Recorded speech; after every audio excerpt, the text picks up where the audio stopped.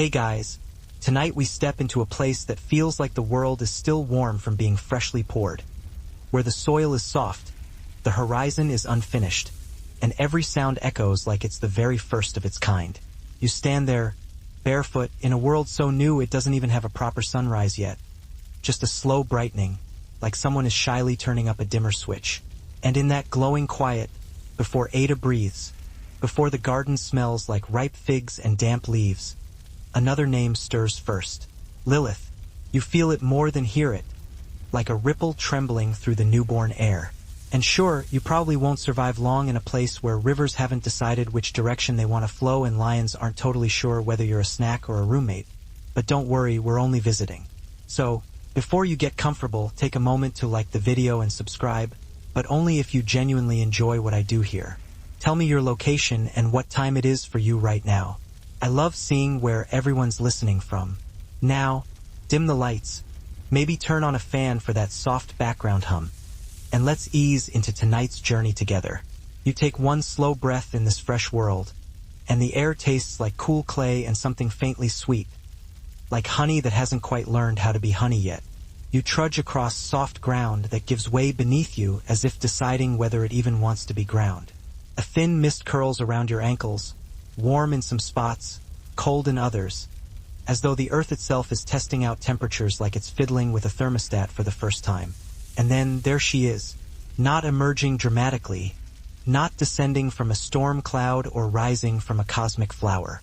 She simply is, standing where the morning is weakest, hair lifting in the slow, unfinished breeze, eyes open as though she has already seen far more than this tender world can offer. Lilith. Lilith traces a particular symbol, one that looks like a woman standing over a shattered circle. The moment her finger touches it, the air ripples. It remembers me better than Adam does, she murmurs. You look at her. She looks at the carving. Neither of you speaks for a long moment. Finally, you ask quietly, "Did you ever think he'd follow you here?" Lilith's smile is thin. He can't. Not because he lacks courage, though he does occasionally, but because he was shaped to fit one path, one role, one version of the story. And this place requires someone who questions the script. A soft tremor passes through the ground, gentle as a cat stretching. The tree's carvings shift again, a new symbol blooming. Two figures walking side by side, footprints stretching ahead into swirling patterns. Lilith sees it and shakes her head. Not prophecy, she says, just possibility. You let out a breath you didn't realize you were holding. The spores swirl, drifting around you like lazy fireflies. The ancient tree hums faintly. Lilith steps back, dusts her hands, and motions for you to follow her deeper into the boundary. There's something else you need to understand, she says, her voice softer now. Something I didn't realize myself until after I left Adam. Eden doesn't just grow trees and fruit and overly dramatic shadows. She pauses. It grows stories, and sometimes it grows them wrong. A chill runs down your spine, subtle but sharp. Lilith meets your eyes. Tonight, you're going to see how one of those stories broke. And with that, she turns toward a narrow path curling into a curtain of moss, expecting you, of course, to follow. You step in behind Lilith as the mossy curtain parts for her like it's been waiting centuries for this exact dramatic entrance. The air grows colder, not unpleasantly so, more like the quiet cool of a library where the books breathe softly and judge you for not returning them on time. You can feel them, an approaching pressure, heavy and merciless, like a tide of iron grinding through the tunnels behind you. Lilith leads you down a narrow passage hidden behind a curtain of falling dust. Her feet barely touch the stone, and the air itself seems to move aside for her. You stumble after her, breath-catching, heart-thundering. Far behind, a distant voice echoes, "Lilith, Ada." Her tone is colder than the desert vision, sharper, more desperate. Not shouting in rage, shouting in command. Lilith doesn't look back. "Keep walking," she whispers, but the tremor in her voice betrays something she has not shown until now. Fear. The tunnel twists sharply, then widens into a circular chamber carved with spirals that glow faint blue. A pool of perfectly still water, dark as a midnight mirror, lies at the center. It reflects no torchlight, only the faint starlight etched on the chamber walls. Lilith releases your hand and kneels beside the water.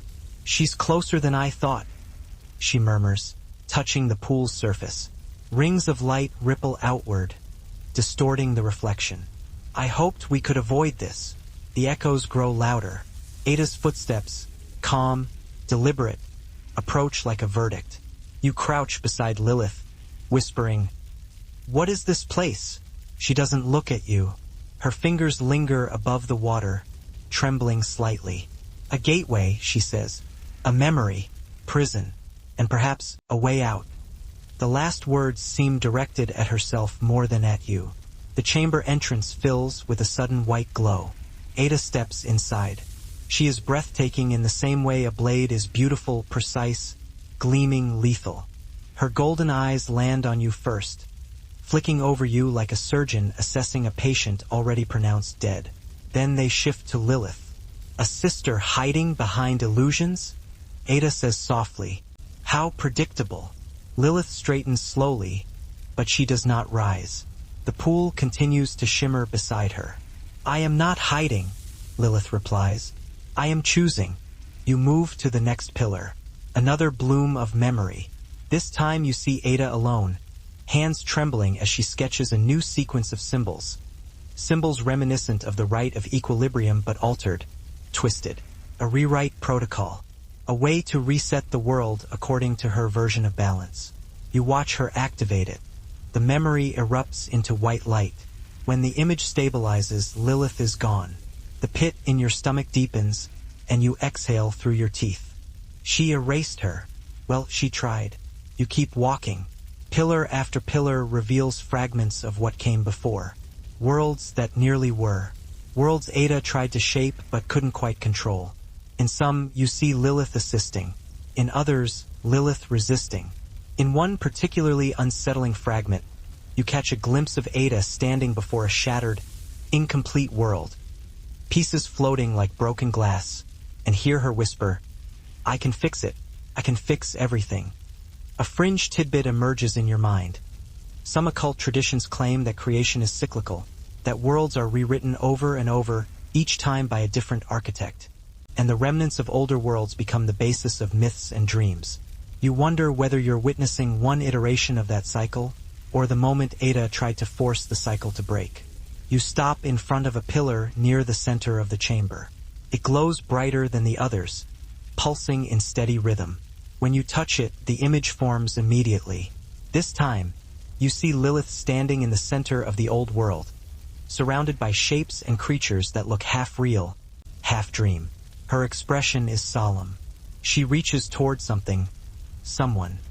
Just before the white surge of Ada's rewrite overtakes her, you brace for the memory to cut off. But it doesn't. Instead, the light passes. The world collapses around her, and Lilith remains. Your breath catches. She survived the rewrite, not by accident, by resisting it. The memory zooms closer to Lilith's face. The sphere interprets your focus as a command. It zooms further. The crack widens, showing the interior of the vault. A circular platform, a core of swirling energy, and something else. A figure. Humanoid. Tall. Wrapped in shimmering layers of light. Not quite a person, not quite a spirit. Presence. Watching the vault's failing system like a guardian or a prisoner. You take a step back. "Is that the Watcher?" You whisper. The map shudders, glitching for a moment, as if reacting to the thought. Then the image snaps away, leaving only the floating sphere again, rotating silently. A second tremor shakes the chamber. Dust rains from above. A crack spiderwebs across the floor. The sphere stabilizes once more and emits a soft chiming tone. Not a warning, an invitation. You look down at the Heart Atlas. It emits the same tone. The connection between them is undeniable. The floating sphere is some kind of relay, an anchor point between you and the vault. The Atlas pulse syncs with it, and something like a pathway forms. The air thickens, charged, shaped into a corridor of shimmering light that points toward an exit you hadn't noticed before. "Oh, that's convenient," you murmur, which is the exact level of sarcasm you need to avoid panicking. You follow the corridor of light into a narrow tunnel. The ground slopes downward more steeply now. Warm mist spills across the floor. Somewhere ahead, water churns. The tunnel finally spills out onto a ledge overlooking a massive underground reservoir. Water glows with an eerie cobalt radiance. Steam coils upward. Columns rise from the deep like the ribs of some colossal beast. A narrow stone pathway curves along the cliffside. The atlas pulses again, indicating forward. You follow. Halfway across the ledge, you spot movement in the water. A long, dark shape glides beneath the surface. Longer than a whale, smoother than a serpent. It swims silently, its outline illuminated by the bioluminescent glow. You freeze.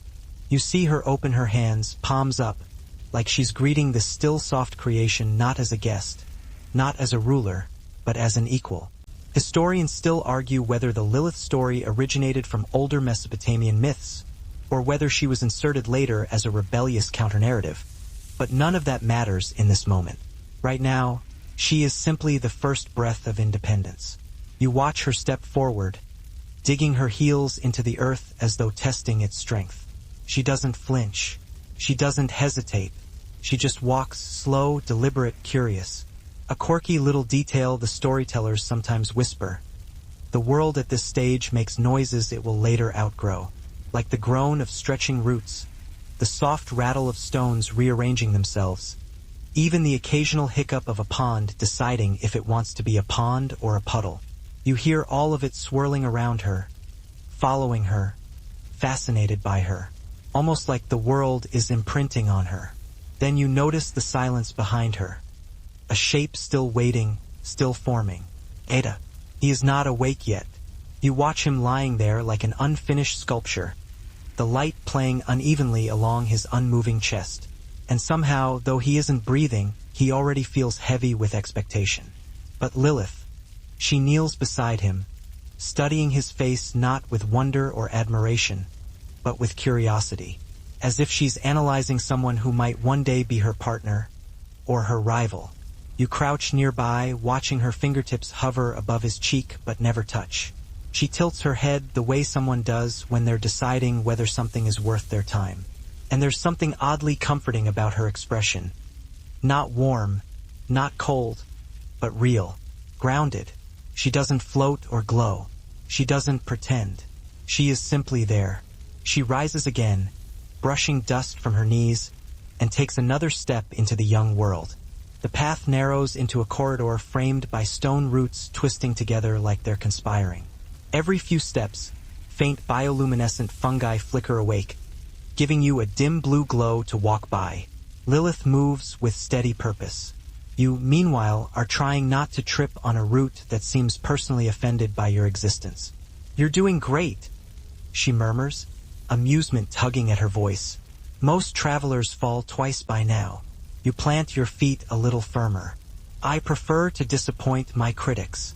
"There you go," she says. "That's the spirit." A soft rustling whispers through the darkness. Not threatening, more like curious. You feel eyes without bodies, shapes without weight. The sort of thing you'd usually blame on being overtired, except you're standing in a cosmic garden's haunted crawlspace, so, maybe don't rule it out. The corridor opens suddenly into a clearing illuminated by a pale blue pool. The water is so still it might as well be a slab of polished glass. A single tree leans over the pool, its branches bare, its bark cracked like old pottery. Something about it pulses with age rather than life. Lilith kneels at the pool's edge. "This is where the garden ends," she says softly, "and where the wilderness begins." You crouch beside her, feeling the cool vapor rising from the surface. Your reflection stares back, blurred, stretched, almost like the pool is deciding which version of you it likes best.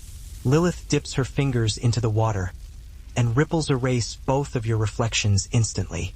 "The wilderness isn't a punishment," she continues. "People assume it is because they want a tidy story. Garden equals good, outside equals bad. But that's just branding." You blink. "Branding," she smirks. "Divine PR. Even the ancients knew the value of a good metaphor. Ada steps closer, her footsteps soundless even on stone. You were given freedom, Ada says. But freedom does not mean chaos. Lilith laughs. A small, exhausted sound. Freedom means choosing your chains, if you must wear any at all. Ada's expression hardens. And then her gaze snaps to you. You don't belong in our conflict, Ada says. Step away from her. Now. Lilith rises in an instant, placing herself between you and Ada. Energy crackles off her skin in serpentine trails of silver. No, Lilith hisses. Ada lifts her hand. Golden light gathers in her palm. Slow at first, then swirling, condensed, dangerous. You back away instinctively, but Lilith catches your wrist without turning. Don't move, she murmurs. Not without me. Ada's voice slices through the air. Lilith, this ends tonight. A pulse of golden energy detonates from Ada's hand. The chamber erupts in blinding light, and Lilith pushes you into the pool. Not violently, not to harm you, but to save you. Cold, crystalline darkness closes around you. The world tilts, shatters, and you fall. Not downward, sideways, through something that feels like water, air, time, and memory all at once. Lilith's voice echoes faintly as the world dissolves. Find me on the other side. Then everything disappears. You step farther into the moonlit garden. The stones still warm under your feet, though the air around you cools into something that feels like a held breath. Lilith's pacing slows, her bare heels brushing through dew-beaded grass as if she's following a familiar path worn into memory. You sense the shift in her, the way someone might suddenly decide to show you the key they've kept hidden behind their back. It's quiet, too quiet, the kind of quiet where you instinctively think, okay, something's about to happen and I'm probably not emotionally prepared for it, but sure, let's pretend I am. Lilith stops beside a low stone platform smothered in creeping ivy. Her eyes are filled with something fierce and unyielding, a will strong enough to anchor her in a world meant to disappear. You understand now why Ada feared her. Why Ada tried to bury this vault behind layers of silence and unbreakable stone. You turn away from the pillar, heart pounding in your chest. The truth settles into place like a heavy stone. Ada didn't just rewrite the world. She rewrote the story. And Lilith is the only one who remembers the original version. As you walk toward the far edge of the vault, another tremor shakes the chamber. Not from your steps, but from above. Dust trickles from the ceiling. The world is destabilizing. Ada's perfection is unraveling. And now that you've seen the fragments, the imbalance feels sharper, louder. You're not supposed to be down here, but you are. And this world is about to respond. You brace yourself as the tremors fade, the air still quivering with the memory of the seismic roar that shook the Thalassian archive to its core. For a moment, there is only the sound of your own breath. Shallow, uncertain, bracing for the next shock. The crystalline shelves around you settle with soft chimes, like a chorus of glass bells coming to rest. And in the wavering glow of the floating lanterns, you feel something shift. Not in the earth, but in you. A sense that whatever path you've been following is narrowing, converging, guiding you toward revelations that will demand something deeper than courage. Something closer to surrender. A soft pulse of light, warm and beckoning, draws your attention back to the heart atlas resting in your hands. The map's surface, no longer cracked or clouded, now shimmers with threads of brilliant silver and ocean blue, weaving together like living currents. At its center, the sigil of Atlantis glows steadily. You swallow. The map has awakened fully. As if sensing your realization, the atlas vibrates gently and projects a ribbon of light that spirals upward into the air. Okay, that's definitely bigger than a tuna, you mutter. Light joke number 1, check. The creature glides past, never surfacing, never acknowledging you. Maybe it can't sense you. Maybe it can. You decide not to test that theory. At the far end of the reservoir, a circular stone door rises from the rock wall.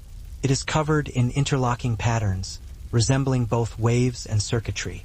An indentation in the center waits for something tear-shaped, the resonance key. You step forward and slide the crystalline shard into place. Nothing happens. You frown. Did I? The shard pulses sharply, correcting your doubt. Then the door inhales. Yes, inhales. The stone shifts backward like it's drawing a breath. The rings folding open one by one. A gust of warm, ionized air bursts outward, brushing your face like a welcoming hand. Beyond the threshold lies a descending spiral of obsidian steps, glowing faintly with blue runic symbols. The air thrums with immense energy. The atlas reacts so strongly it feels alive in your grasp, beating like a heart. You whisper, "The gate." No, more than a gate. This is the final descent, the path to the vault itself. You glance back at the reservoir one last time. The glowing waters, the silent leviathan beneath, the trembling chamber overhead. Then you turn and begin your descent. One step at a time, one heartbeat at a time. And Atlantis holds its breath with you. The obsidian steps coil downward like the spine of some ancient creature, each one humming faintly beneath your weight. As you descend, the air thickens, not unpleasantly, but with the charged density of a storm waiting to break. Your hand drifts along the smooth wall beside you. It's warm, almost alive, pulsing with threads of blue light that slither beneath the surface like veins. You mutter, "If this staircase starts talking, I'm leaving." Light joke number 1, your courage maintenance routine stays on schedule. She stretches her arms out, letting the breeze run through her fingers, and you can tell she already understands something deep. This place is alive, and so is she, and both are free for now. You walk beside her. Not that she acknowledges you, but you move in her wake, matching her footsteps across the soft, uneven land. You hear rivers chattering with early water, birds that haven't fully decided on their species yet making awkward half-songs from the trees. One bird sounds like it's doing its best impression of an old door hinge, which earns a smile from you and, maybe, a faint smirk from Lilith. You feel the soil warming as the light strengthens. Lilith pauses, closes her eyes, and tilts her face toward the glow like she's letting the world introduce itself properly.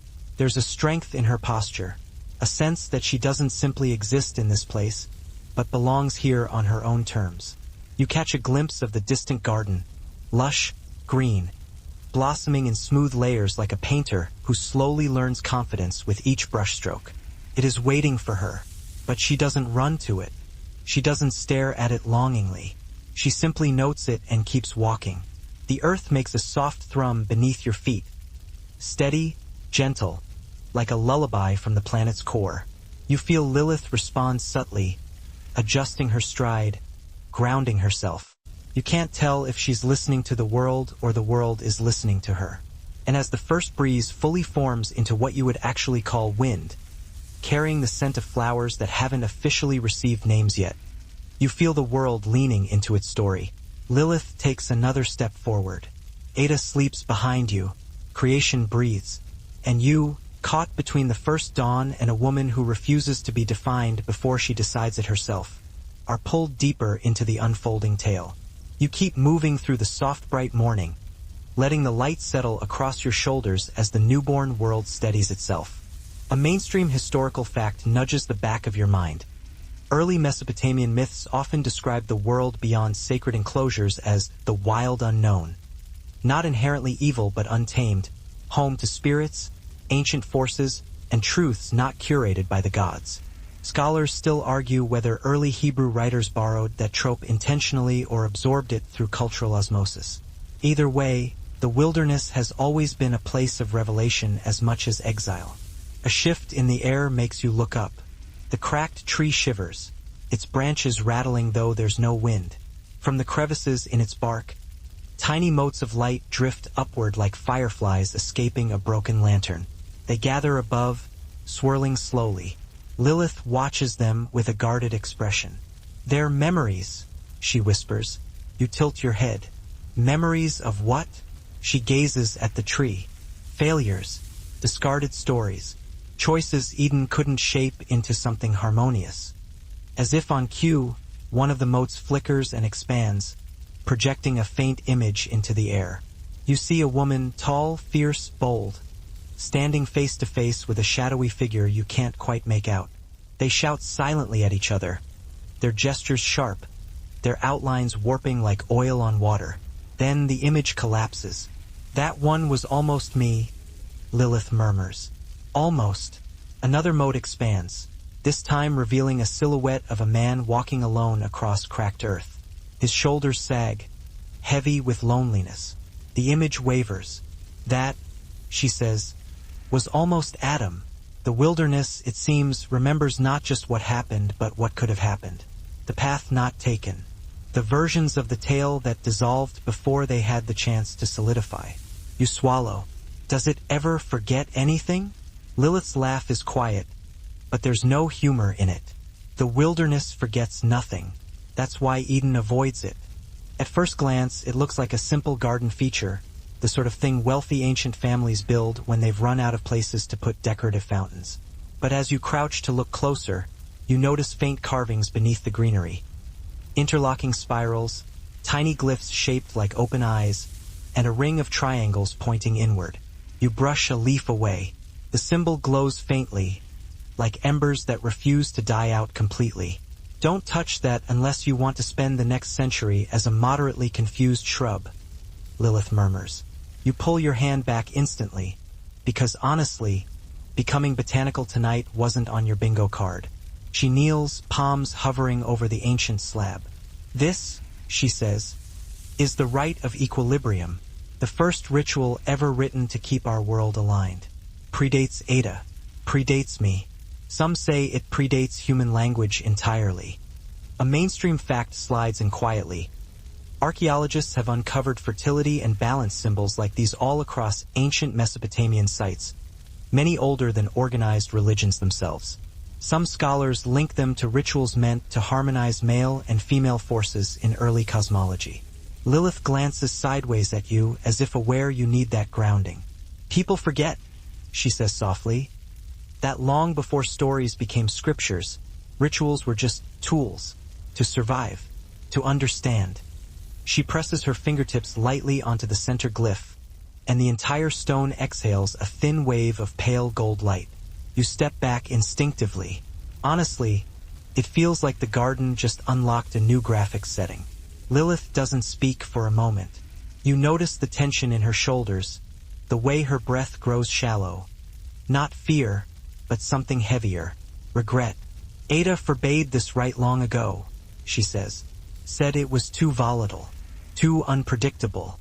It expands, unfurling into a holographic sphere of swirling oceans, luminous ley lines, and flickering nodes of power.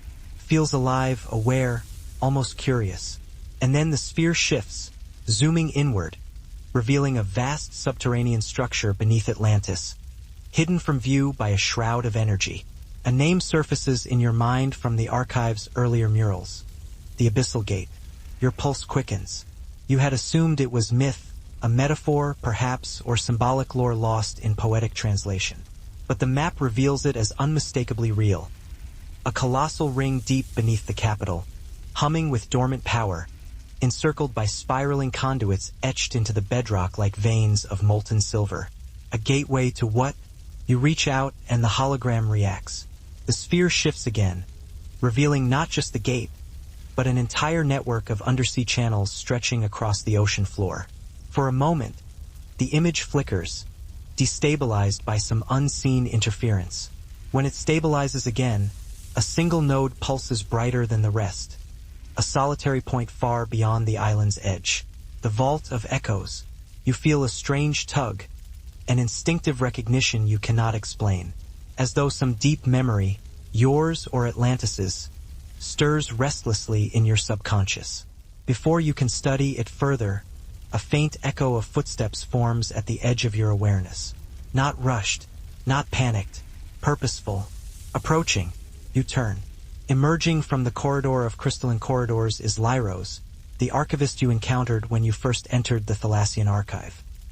His silver-blue robes are dusted with shattered crystal fragments from the tremors, and faint lines of worry crease his normally serene expression. Yet his eyes, reflective as ocean glass, soften when they meet yours. "You felt it," he says quietly. Not a question. You nod. Lyros steps closer and observes the floating sphere. His pupils widen, the reflection of the glowing map dancing within them. The heart atlas vibrates steadily, syncing with the rhythm of the runes underfoot. The deeper you go, the more the sound changes. It starts as a hum, then becomes a layered harmony, like distant choirs singing through miles of stone. Some Atlantean texts suggested the vault was alive, that it sang continuously to keep the ley veins stable. Historians still argue whether those accounts were poetic metaphors or literal descriptions of an engineered organism. As the final twist of the staircase unwinds, you catch your first glimpse of the vault. And your breath catches. The chamber is vast, cathedral immense, with walls that vanish upward into glowing fog. The floor is a smooth platform of white crystal, suspended over a molten sea of gold light. Streams of radiance rise in slow spirals, drifting like illuminated smoke. And in the very center of the platform, resting within a cradle of curved pylons, rotates the core. You step forward carefully, as if a single loud exhale might upset the balance of the entire world. The core is beautiful in a way that hurts to look at. An orb of layered light, its outer shell shifting through blues and greens, while within, golden plasma coils like a contained sun. Every few seconds, a crackle of white arcs across the surface, like lightning caught in a snow globe. The atlas pulses violently. The core pulses in response. "Oh," you whisper. "You two know each other." A low vibration ripples through the platform, gentle but insistent, welcoming, like a heartbeat recognizing another heartbeat. You move closer, but before you can take another step, the temperature drops sharply. Frost crystallizes along the edges of the pylons. The air vibrates, warping slightly like heated asphalt. A shadow ripples across the far end of the chamber. Then it stands there, the Watcher, tall, luminous, humanoid only in the roughest outline. Its body is a layered construct of energy veils, shifting plates of light that blink in and out of existence. The ground firms a little under your steps, as if the earth waits for Lilith to walk first before committing to anything solid. She glances back only once, toward the quiet shape of Ada still unmoving in the half-light, and you catch something in her expression you didn't expect. Not judgment, not affection, but recognition. Like she already understands that her life is about to be braided with his, and she's testing the knot before it forms. You drift beside her as she approaches a cluster of low trees, their trunks smooth and uncertain, leaves shaking like they're practicing how rustling should sound. She pauses underneath the canopy, tilting her head as if listening to the branches gossip about her arrival. You swear one leaf waves at her. Honestly, it might be trying to wave at you too, but Lilith has that kind of presence. She steals the attention of everything with a pulse, or roots, or whatever trees have at this stage. She moves with the kind of confidence you only see in someone who hasn't learned to doubt herself yet.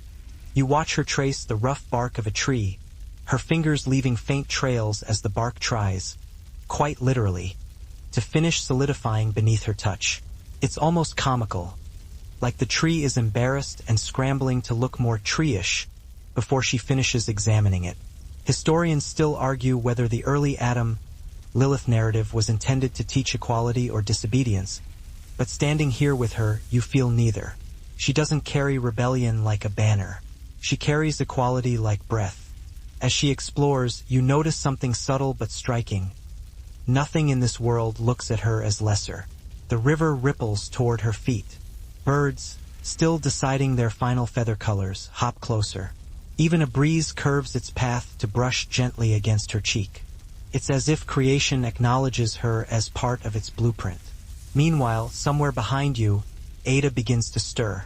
You hear the faintest shift, like clay settling. A fringe tidbit taps you on the shoulder. Some obscure Gnostic traditions insisted that creation had multiple drafts, versions of humanity abandoned by the divine artisans. These myths claim traces of those prototypes still lingered in liminal spaces, half alive, whispering. Most historians consider these accounts symbolic, metaphorical at best. But hey, you're currently sitting next to a cosmic tree that stores rejected plotlines, so maybe symbolism was just the ancient safe word. The pool begins to glow brighter, a soft pulse that syncs with your breathing. Lilith stands, brushing her palms on her thighs. "It's time you saw why I left," she says. You brace yourself. Usually, when someone says that sentence, you're about to hear a breakup speech. But here, the air vibrates, literally, like the world itself wants to lean in. Lilith circles the pool until she reaches a narrow channel where water trickles out and disappears into the earth. She motions for you to follow. "The garden thought it could shape me," she says quietly. "That I would mold myself into a role I never agreed to play." Her feet follow the streambed as it slopes downward. The light dims, the walls closing around you again, earthy and damp. You hear faint murmurs echoing, though you can't tell if they're voices or just water whispering to stone. "But the wilderness," she touches the rough wall and smiles faintly. "The wilderness welcomed my questions." She stops at a cavern opening. Inside, you see faint shapes. Animal bones, nests of woven grass, ancient drawings smeared in ochre. One crude image shows a woman with outstretched arms, surrounded by spirals and crescent shapes. "Others came before us," Lilith says, "or beside us, or in stories Eden abandoned." Historians still argue whether the earliest humans imagined powerful night spirits because of fear or because they sensed something older than the gods they worshipped. Here comes the twist. She sighs and adds, "Historians still argue whether the original rite was ever meant to be performed by a single person, or if it required two equals, two partners." She lifts her gaze to you, the slightest spark of challenge in her eyes. You see why she hated it. You can't help imagining Ada discovering this ritual, reading its instructions, and immediately slapping a giant metaphorical "do not use" label on it.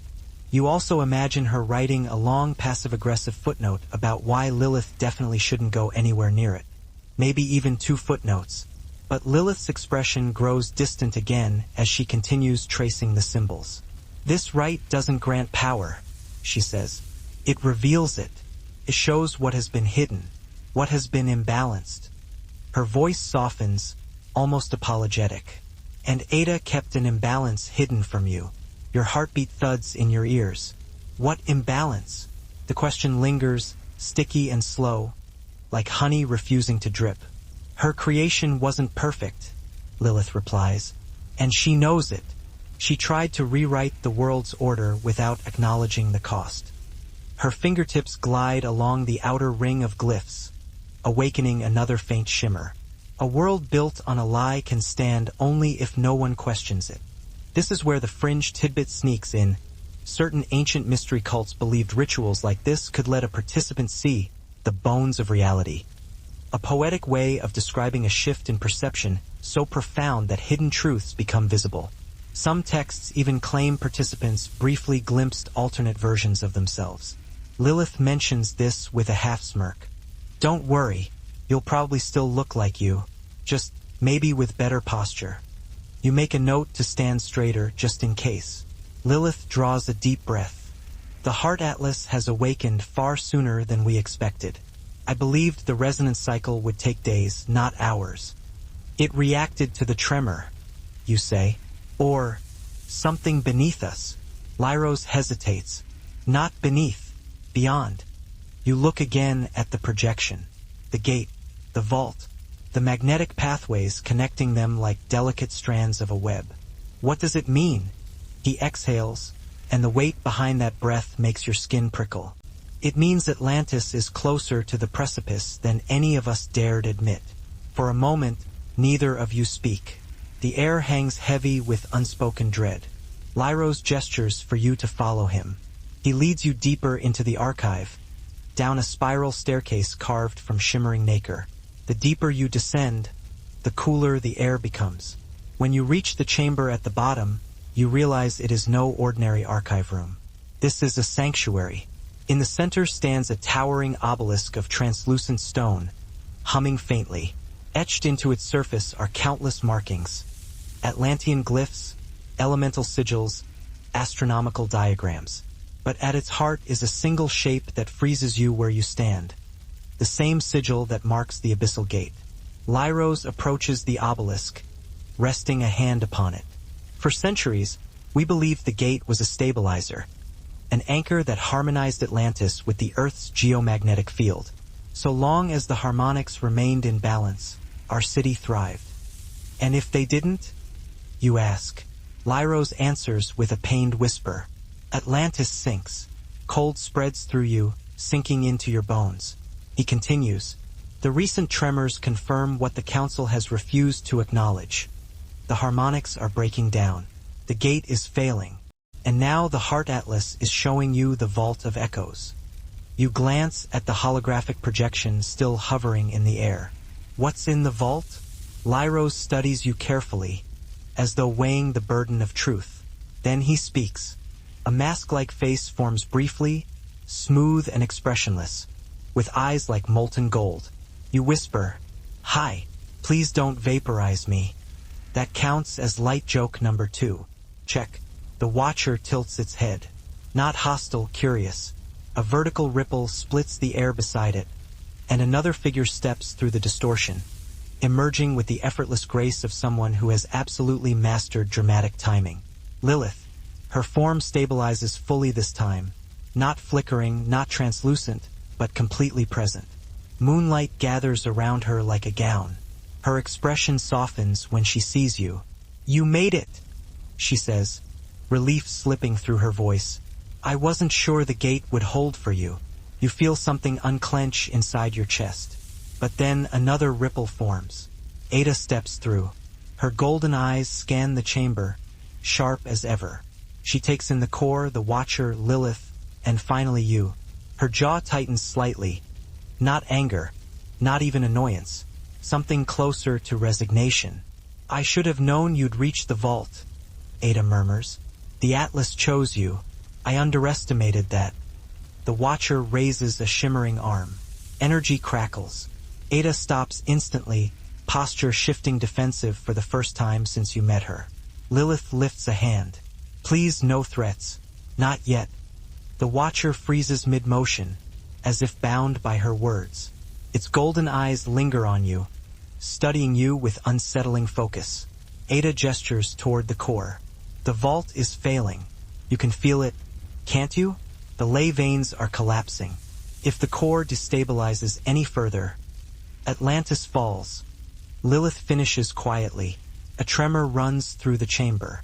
Light flares across the core, sparking erratically like a heartbeat skipping. The Atlas pulses again, stronger this time. You look down at it and watch the tear-shaped key embedded in its center glow, spreading outward like ripples across a pond. Lilith steps closer. It's reacting to you. It always has. A soft inhale, the first one, and a quiet, startled cough as he becomes aware of himself. You glance over your shoulder just in time to see him sit up, blinking like someone who's been shoved into consciousness without instructions. Lilith watches too, but she doesn't rush to him. No dramatic run, no tender gasp. She studies him with the neutrality of someone evaluating a stranger at a bus stop. Interested, curious, but not invested yet. You kind of respect that. Boundaries from day one. Ada stands, stretching like a newborn deer trying, and failing, to look majestic. You hear him mutter something that sounds vaguely like confusion mixed with a toddler's first attempt at language. Lilith raises an eyebrow. You almost laugh. She almost laughs too, but holds it in. A quirky detail tradition sometimes mentions. Early humans weren't great at first words. Some stories insist that before language properly formed, gestures did most of the heavy lifting. Watching Ada now, waving his arms vaguely in Lilith's direction, you believe it. He looks like he's trying to mime, "Hello? Who are you? Why am I awake? And what is happening?" All at once. Lilith lets him come closer, but she stands her ground. No shrinking, no nervous shifting. She looks him dead in the eyes, and for a long, charged heartbeat, the two of them simply exist across from each other. Equal height, equal origins, equal presence. You feel the moment lock into place like a puzzle piece snapping in. When they finally speak, if you can call these early, half-formed sounds speaking, you don't hear hostility. More like negotiation. Two minds testing the edges of each other. You catch the tone. Lilith is direct, curious. Ada is confused, but trying to keep up. Historians still argue whether the earliest interpretations of Lilith emphasized mutual creation as a symbol of equality. Right now, standing an arm's length away, you can feel the truth of that possibility. There's no hierarchy here. Not yet. She kneels beside the drawing, tracing the crescent around the figure's head. "This was the moment," she whispers. "The moment I realized the garden wasn't the whole world. That its version of perfection wasn't the only version of reality." A deep, resonant hum vibrates through the cavern, the kind that settles in your bones, ancient and patient. You can't tell if it's the earth or the story reacting to her words. Lilith stands slowly. "Come on," she says, turning toward a narrow path leading deeper into the dark. "The wilderness heard me when Adam wouldn't. It answered, and now I'll show you how." The darkness ahead yawns open, waiting, and you follow her in because at this point you're fully committed and also slightly terrified of turning around alone. You feel the air shift the moment you step out of the cavern. Gone is the damp echo of stone. Gone is the hum of old memories vibrating under your skin. Instead, a warm stillness greets you.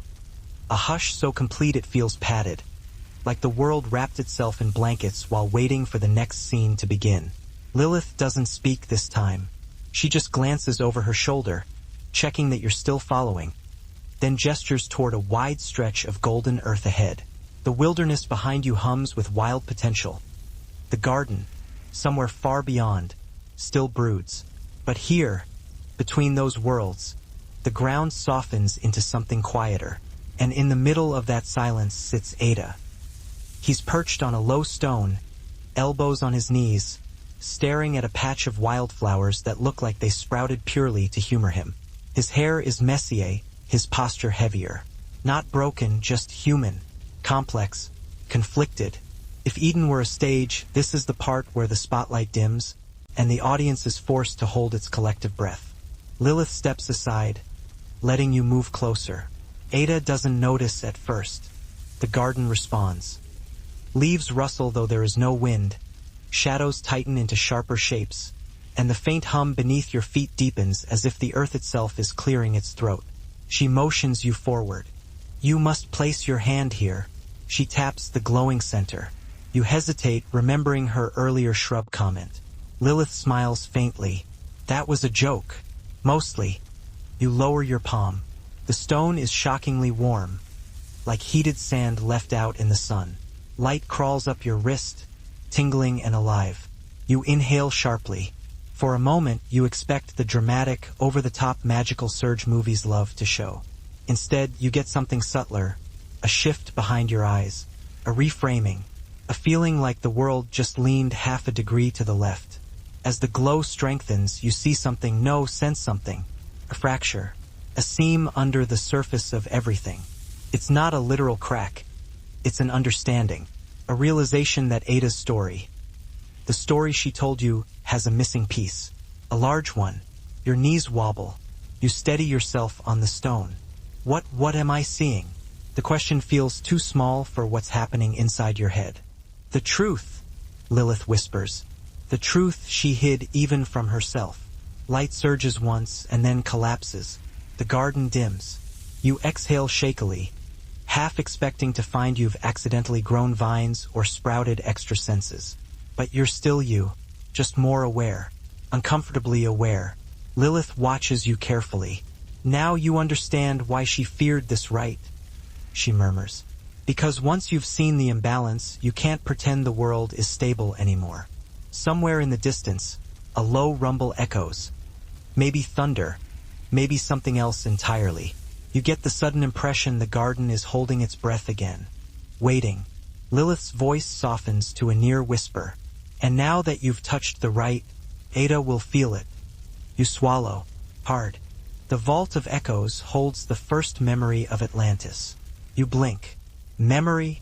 Atlantis was built not only on stone and science, he says, but on remembrance. Every triumph, every error, every discovery of our civilization was woven into an archive of consciousness, a vast repository of thought and history. The vault contains the earliest of these echoes, knowledge from before the rise of our city, knowledge from the founders themselves. A chill ripples through you. And the map wants me to go there. Yes, Lyros says, and it is not a command. It is a plea. The sphere pulses as if agreeing. But why me? You ask, voice barely above a whisper. Lyros steps closer, his expression softening with empathy. Because you carry a resonance that has not been heard in Atlantis for generations. A frequency the Atlas responds to. You are aligned. You search his face. Aligned with what? With the truth we lost. His words hang in the air like a prophecy. Suddenly, the ground trembles again. Sharper this time, violent enough to send dust raining from the ceiling. The obelisk flares with urgent light. Lyros grabs your arm to steady you. The tremor lasts longer than the previous ones, and when it finally subsides you feel the unmistakable sensation of the city itself groaning under pressure. Lyros turns to you, urgency overtaking his calm facade. There's no more time. The gate is destabilizing faster than predicted. The heart atlas pulses, projecting once more the distant node. The vault, now glowing brighter than before, as if calling to you. Lyros releases your arm. You must leave for the vault before the next tremor. If the harmonics collapse completely, Atlantis will lose its anchor to the sea. When that happens, he does not finish the sentence. He doesn't need to. You take a steadying breath. The vault of echoes, the abyssal gate, the impending collapse, and you somehow at the center of it all. Your journey is no longer about uncovering mysteries. You're the only one it responds to consistently. But why me? You ask, voice thin. Ada answers before Lilith can. Because you're neutral, she says. Unaffiliated. Not bound to either of us. Not entangled in millennia of disagreement. Lilith snorts softly. That's the polite way to describe warfare. The sisters exchange a look. Equal parts bitterness and affection. It stings to witness. The tension between them is thick, tangled, unresolved. They aren't enemies. They're exiles from each other. A third tremor shakes the vault, harder this time. A spray of golden sparks erupts from the core. The watcher steps forward instinctively, its light shielding the core like a guardian bracing against a wave. But even it flickers at the effort. Ada turns to you. The core needs a stabilizer. The Atlas is resonant with the vault's original frequencies. If you link them, if you synchronize them, the system might recalibrate. Or, Lilith counters. It could overload, burn out, collapse everything faster. Ada's eyes narrow. We don't have time for your catastrophizing. Historians still argue whether the Atlas was ever meant for mortal hands. Lilith shoots back, and even in the chaos you appreciate the accidental fulfillment of your required scholarly debate line. You stare at the core, then at the Atlas, then at the two sisters, one blazing with solar certainty, the other shimmering with lunar defiance. And somehow, impossibly, you realize they're both afraid. The core releases another violent pulse. The vault groans. Cracks of golden light zip across the chamber floor. It has to be you, no one else. You step toward the core. Lilith calls your name softly, pleading. Ada steps forward sharply, warning. The watcher tilts its head, waiting. You raise the Atlas. The core brightens. The vault trembles. And all of Atlantis holds its breath as you take the final step onto the platform where everything ends, or begins. Just two beings learning the world and each other in real time. Lilith steps closer and touches Ada's wrist lightly, testing the texture of his skin. He does the same, mirroring her instinctively. And for a moment it's almost sweet, the simple, wordless acknowledgement. You exist. I exist. Let's see what that means. You follow them as they walk through the garden's edge. The boundaries still blurry, like a watercolor that hasn't fully dried. They move at the same pace. Even their shadows fall evenly across the moss. Equality isn't a concept here. It's a default setting. Ada points at a fruit hanging low on a branch, his expression lit with wonder. Lilith picks it first, takes a thoughtful bite, hands it to him without hesitation. That tiny gesture, shared discovery, feels like the first real bridge between them. And yet, Even as they explore together, you notice Lilith's independence. She walks slightly ahead, not out of arrogance but curiosity. Ada follows, sometimes beside her, sometimes behind. He tries to match her stride. She adjusts only when she chooses to. There's a rhythm forming between them. Not harmony, not conflict, something parallel. She picks flowers, he studies how she picks flowers. She watches the sky, he watches her watching the sky. It's almost funny, the world forming around two people who are forming around each other. A beam of sunlight breaks through the branches overhead, scattering gold across the forest floor. Lilith steps into it instinctively, face uplifted. Ada steps beside her a moment later, copying her posture with slightly too much enthusiasm. You hear Lilith exhale softly, a sigh that could mean patience or mild annoyance. Hard to tell. But you do know this. These two are being shaped not by rules, not by hierarchy, but by proximity, by shared space. He plucks a flower and turns it between his fingers like he's trying to remember what it's called. Maybe like he's trying to remember why things needed names in the first place. It hits you, he's alone.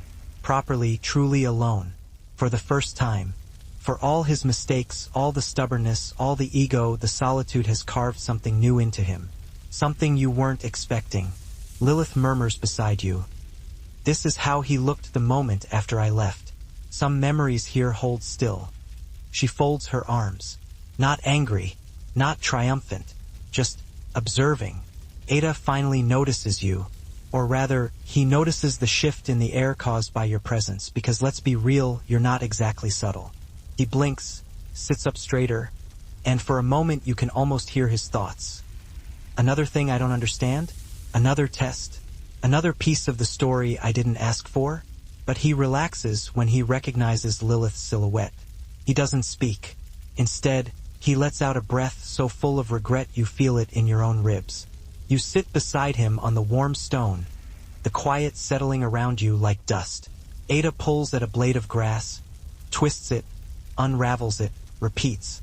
Anxious fingers, restless mind.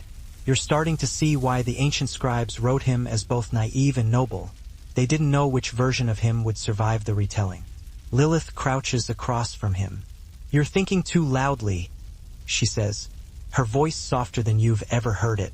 Ada huffs a laugh, small, strained, but real. I didn't know thinking could be loud.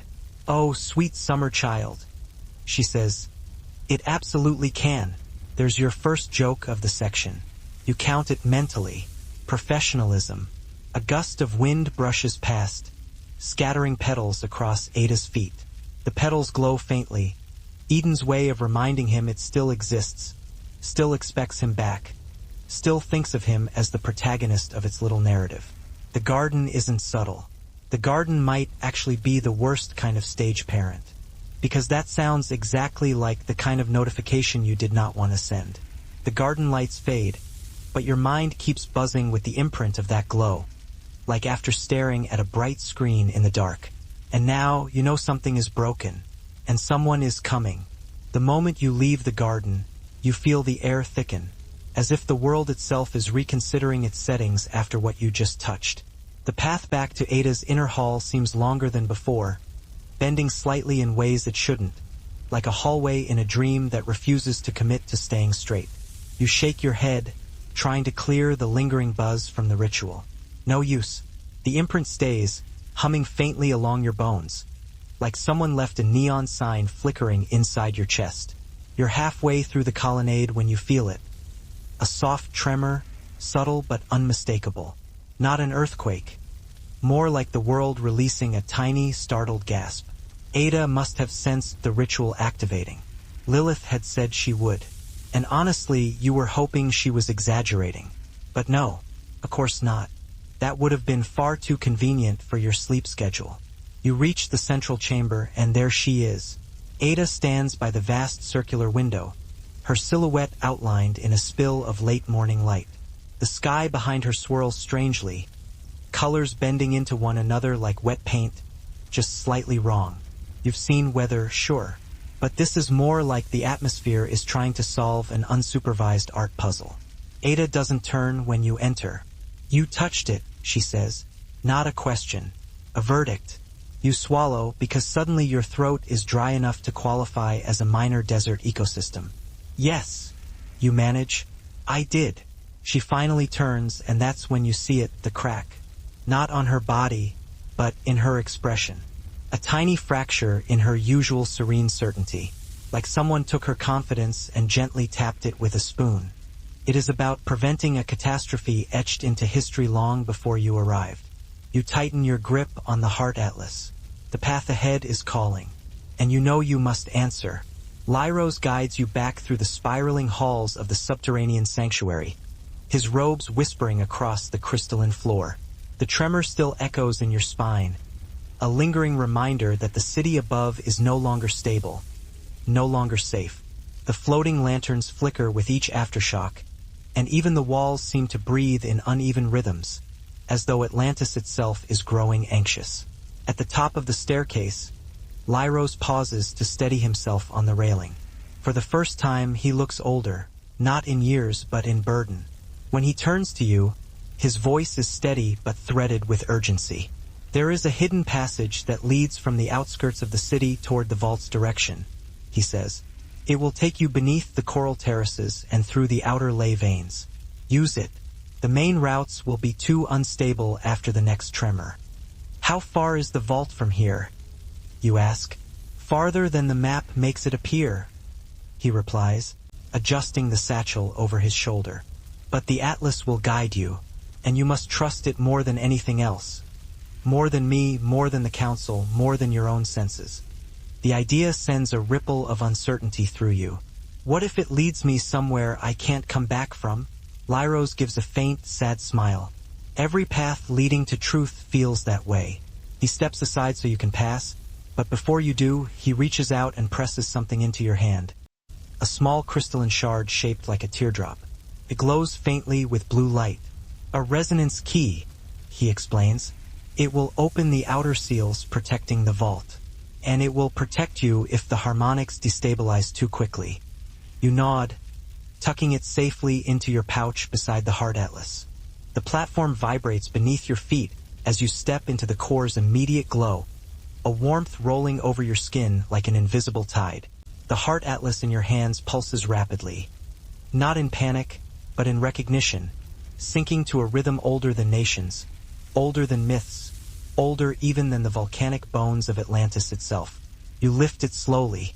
Lilith whispers your name again, voice trembling like a candle in wind. Ada stands rigid, every muscle ready to spring, even though she knows, deep down, she can't intervene. And the Watcher, towering and silent, leans in the slightest fraction, as if the universe itself has paused to watch you, of all people. Okay, you murmur to yourself, no pressure or anything. Light joke number 1, necessary sanity check. The core flares in reply, a sunburst of gold that illuminates every shimmering curve of the vault. The pylons tilt inward like petals drawn to light. Your breath catches as the orb's outer layer peels back in swirling ribbons, revealing its true heart, violent, brilliant, unstable. Your fingers tighten around the atlas. It warms further, and then it sings. A clear, resonant tone emerges, harmonizing with the core's fractured hum, like two voices finding each other after a lifetime of singing alone. The vault reacts immediately. Energy streams lift from the molten light below, spiraling upward in golden currents. Runes ignite across the walls. The obsidian steps above shimmer as if remembering their purpose. And every crack threading through the chamber begins to pulse. Slow, rhythmic, like a heartbeat returning. Ada exhales sharply. Lilith presses a hand to her chest. Even the Watcher straightens. You raise the atlas overhead. The core pulls the light toward it, tendrils of radiance stretching like eager hands. Then connection. A beam of shimmering gold pierces from the core into the tear-shaped key embedded in the atlas. It hits with a force that rattles your bones, but the key doesn't break. It absorbs, and as they continue walking, the early garden opening in front of them with lush vines and ripening fruit, you can feel the revelation settling in. They are equals not because someone declared it, but because the world hasn't yet imagined any other way.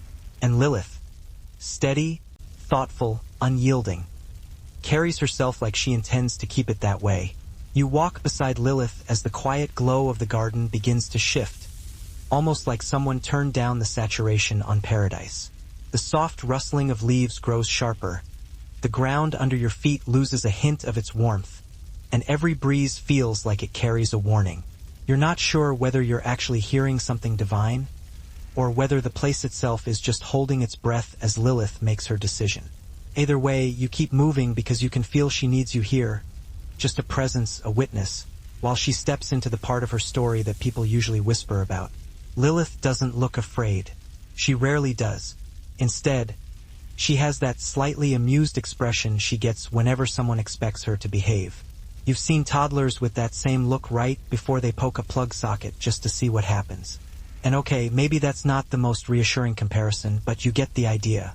Lilith was created equal to Adam, and she does not intend to forget it. Even now, as you move through the high arching grass at the garden's edge, she keeps her chin lifted as if daring anyone to contradict her existence. A distant hum vibrates through the air, and you recognize it as something meaningful. The older traditions claim that the garden center held a throne-like presence. Not a physical one, but a consciousness that permeated everything. One mainstream historical fact scholars like to point out is that in early Mesopotamian literature, divine authority often appeared as a formless command rather than a bodily figure. You feel that now. An instruction without a voice, a gaze without eyes. Ada plucks another flower. She told me I was wrong, he says quietly, but she didn't tell me how to be right. Lilith doesn't flinch. Because I didn't know. Ada lifts his gaze slowly, something fragile shimmering behind his eyes. Historical fact time. In early interpretations, long before later retellings cemented a single storyline, Adam wasn't always portrayed as authoritative or dominant. Some ancient commentaries describe him as gentle, uncertain, deeply dependent on companionship. Scholars still argue whether these portrayals reflect genuine early beliefs or later attempts to humanize him. Ada fits that gentler version now. He looks less like the first man and more like a man simply trying. He presses the flower between his palms, crushing it without meaning to. I tried to say the right things. You tried to say the garden's things, Lilith corrects. He looks down. She tilts her head, studying him. Did you ever consider what you wanted? Ada frowns. I wanted peace. That's not the same as fairness. Ada winces, like the truth scraped against something tender. He opens his mouth, closes it, tries again. I didn't want you to leave. Lilith's expression shifts, something between pain and patience. I know. And if you came back? No. The word lands with the soft weight of inevitability. Ada swallows hard. Not even to talk? Talking is why I left, she says. Talking became negotiating. Negotiating became submitting. Submitting became erasing myself. She touches her chest lightly. And I'm not erasable. The wilderness hums in agreement. Ada stares at the ground again, shoulders sinking. You want to pat his back? But you also don't want to break the cosmic mood and get smited by narrative tension. Lilith walks a slow circle around him. There's something else, she says. You weren't made to challenge Eden. You were made to live in it. To keep order, 10 things stay within its harmony. Ada finally looks up. And you? I told you never to seek the right of equilibrium, Ada says. Her voice is calm, too calm. The kind of calm that makes you want to slowly back away while maintaining eye contact so you don't get metaphorically eaten. It wasn't meant for you. It wasn't meant to be hidden from me either. You reply, surprising yourself with how steady your voice sounds. The ritual's imprint glows faintly inside your chest, giving you a courage you're not sure you earned. Ada's jaw tightens. Lilith is manipulating you. That hits harder than you expect. You shake your head. She showed me something. Something real. Something you didn't tell me. Ada steps forward, and for a moment her presence feels overpowering. Like standing too close to a bonfire that isn't fully under control. The rite reveals possibilities, not truths, she says. Historians still argue whether its visions reflected reality or merely the fears of those who performed it. There's your scholarly debate requirement, delivered with the precision of someone who definitely reads academic footnotes for fun. But you're not swayed. Then why forbid it? Ada freezes. Just slightly, but enough. You remember a mainstream historical parallel. Many ancient rulers restricted access to cosmological or magical texts, claiming the knowledge was too dangerous for common people, when in truth the texts threatened their authority. Ada, intentionally or not, echoes them now. The silence stretches between you. The sky outside the window flickers again. Finally, Ada whispers, because it shows the flaw. You feel your stomach drop like you just missed a step on a staircase that wasn't supposed to be metaphorical. Flaw? You repeat. Ada takes a deep breath, and something in her posture deflates, like a queen lowering her crown long enough to reveal the weight beneath it. When I built this world, she begins, I believed I could correct the original design. I believed I could refine what creation failed to perfect. A pulse of energy runs between the two objects, and for a brief second their lights synchronize. Lyros notices and murmurs. Good. They recognize one another. He escorts you through the final corridor of the Thalassian archive, past cracked murals and shimmering artifacts that sway slightly in the wake of aftershocks. The grand double doors at the entrance open with a melodious groan, releasing a gust of cool ocean-scented air into the hall. Outside, Atlantis feels changed. Above the city, storm clouds churn like dark whirlpools, streaked with electric blue lightning that arcs across the sky in jagged bursts. Citizens gather in hushed clusters along the marble walkways, their eyes fixed anxiously on the trembling spires. Some clutch shimmering pendants. Others whisper hurried prayers to old sea gods. A palpable tension stretches across the air like the surface of a storm-ready wave. Lyros lowers his hood, exposing the silver tattoo marking him as an archivist. They sense what the council refuses to say aloud. You scan the horizon. The glistening domes of the inner sanctum flicker with unstable energy. A column of prismatic light shoots briefly upward before sputtering out. Even the floating platforms wobble before stabilizing again. What will you tell them? You ask. The truth when I must. But panic will only hasten the collapse. He turns to you. The real hope lies with you now. Before you can respond, a sudden gust of wind howls between the towers, carrying with it a deep, resonant hum that reverberates through the streets. The Heart Atlas responds instantly, pulsing with synchronized vibrations. You glance down. It's projecting the vault's node again, brighter than ever. Lyros tenses. The gate is calling, or warning.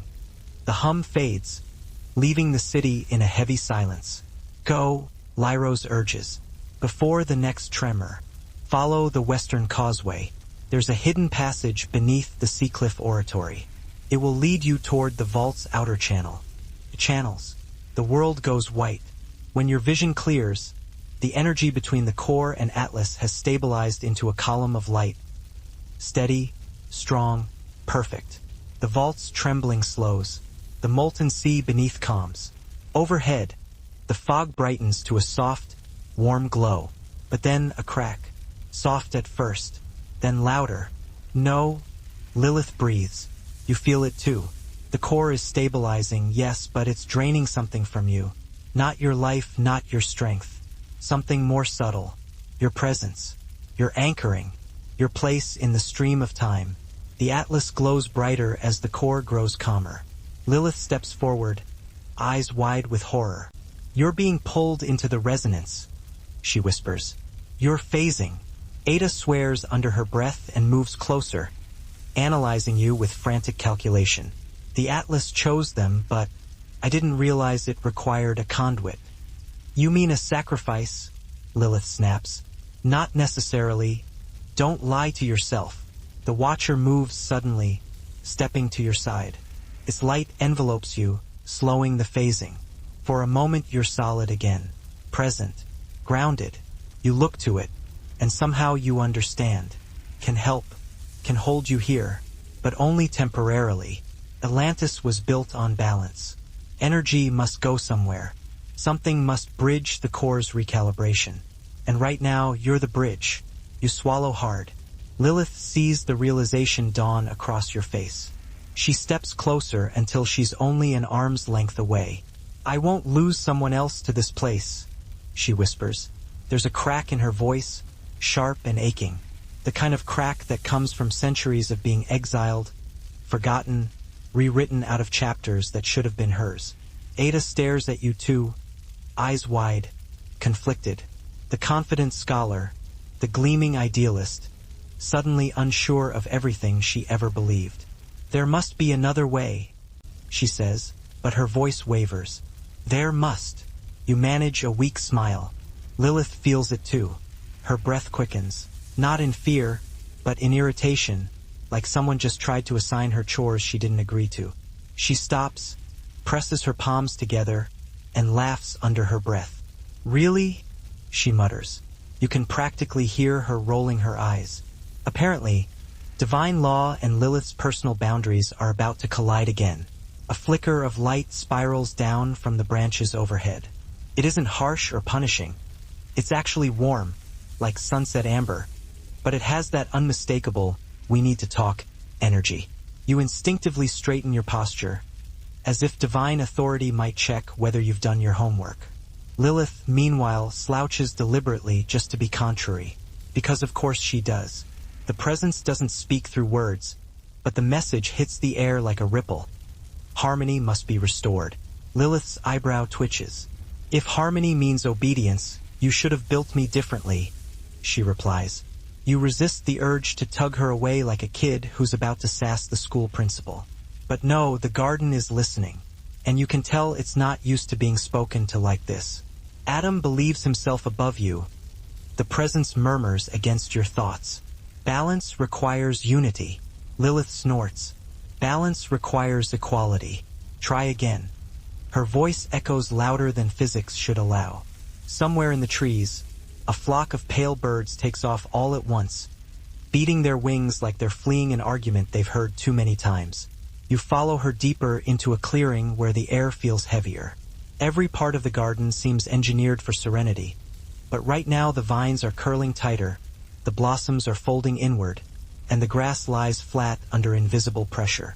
You can almost feel the divine displeasure tightening like a belt. "I was made from the same clay."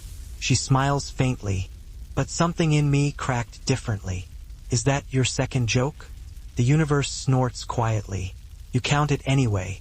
A breeze drifts through the clearing, bringing the scent of figs again. Sweet, overripe, nostalgic. Ada closes his eyes, face turned toward the memory. He whispers, "I thought you hated me." Lilith's expression softens.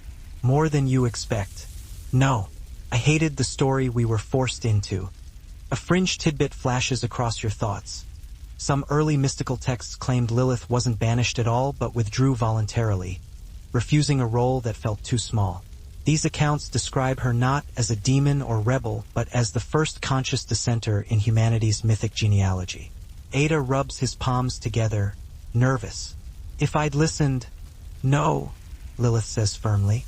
"If you changed because you wanted to, not because you feared losing me." He's silent. The clearing grows dimmer. Not darker, just more intimate, like the world leaned in to hear his answer. Ada finally speaks.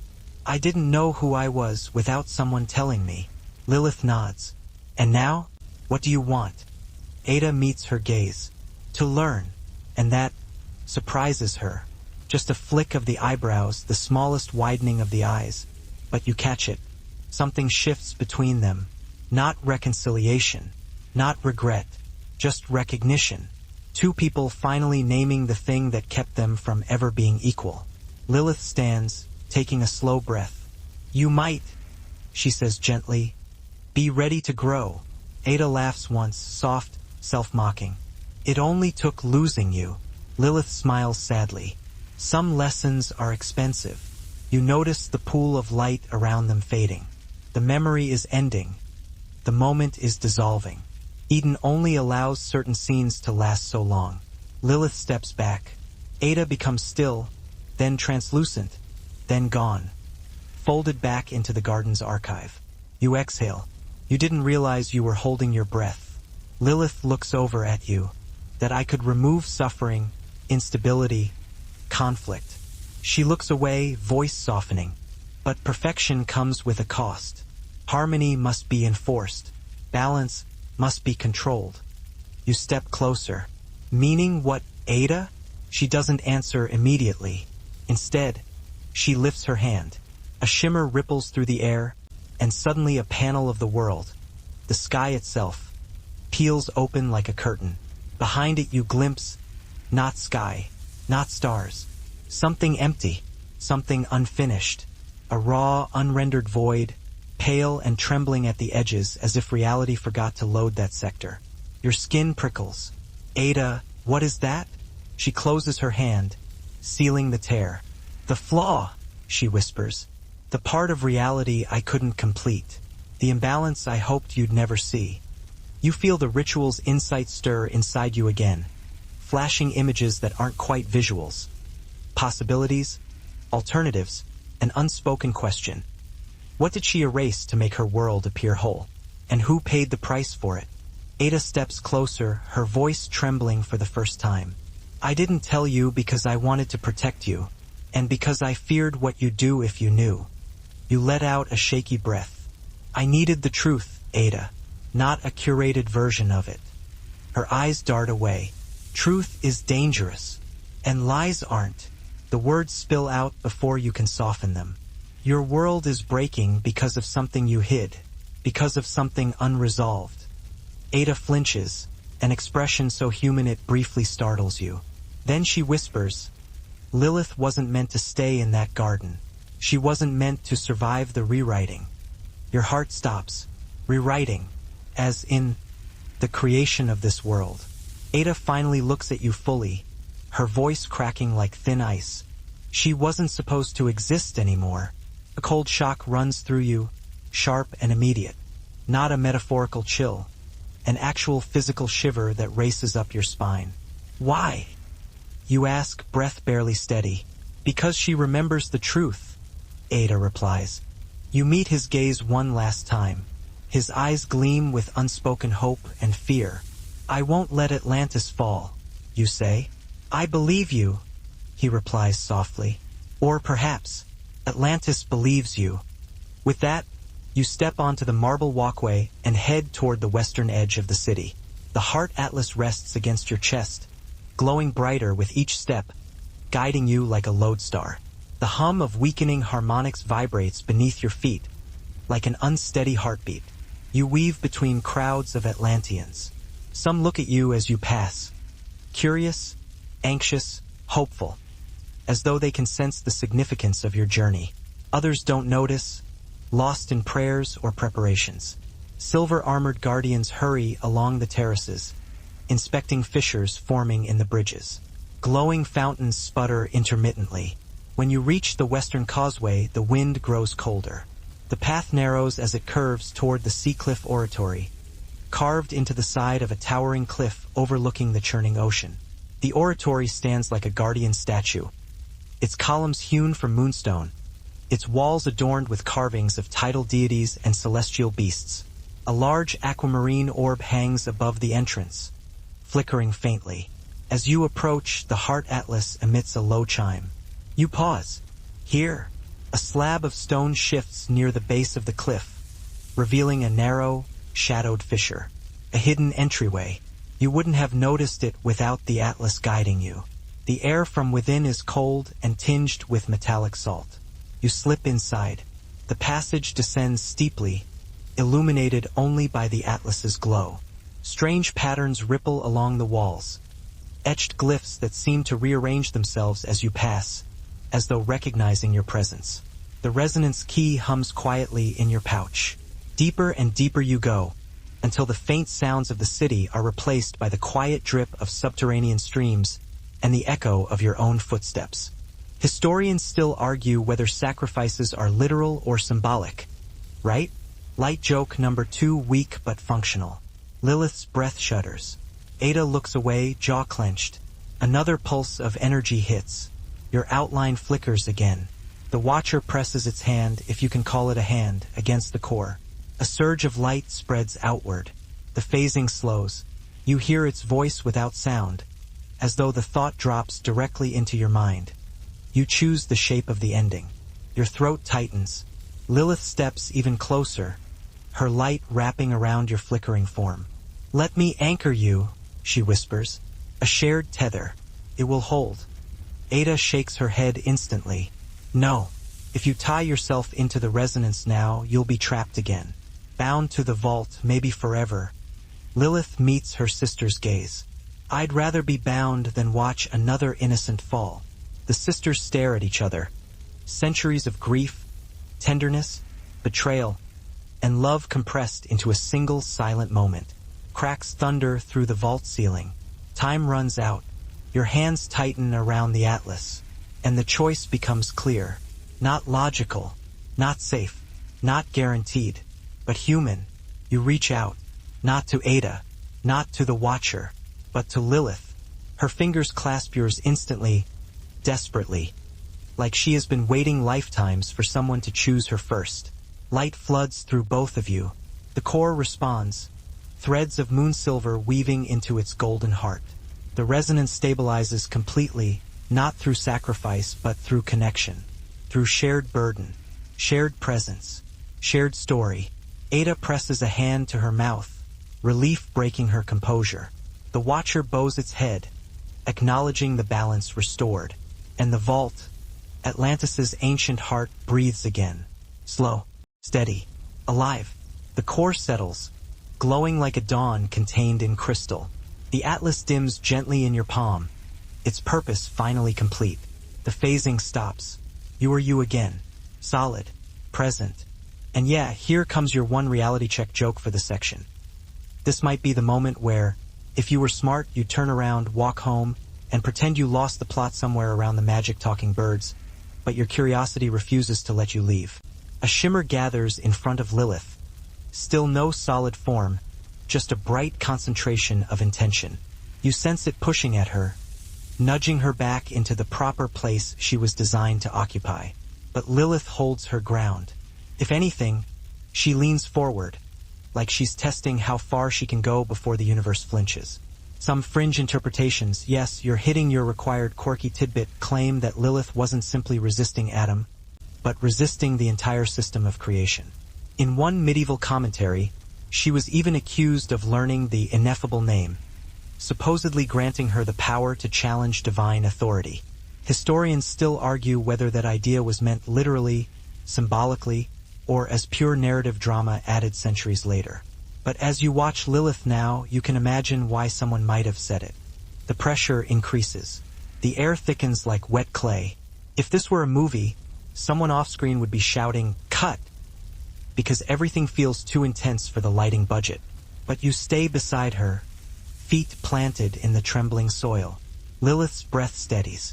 She places a hand over her chest, right where a heartbeat would be. A gesture so small it barely registers, but somehow it carries more defiance than any shouted rebellion. Then she says it, "I won't bow." It's not loud. It doesn't need to be. The moment the words leave her mouth, the garden reacts.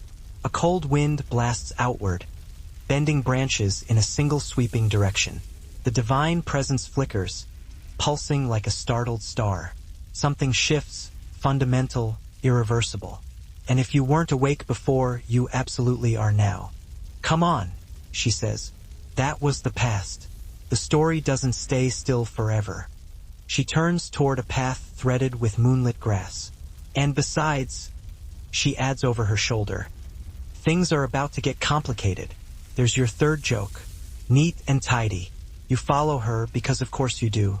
As you step closer, her eyes, those ancient, storm-dark eyes, lift toward you.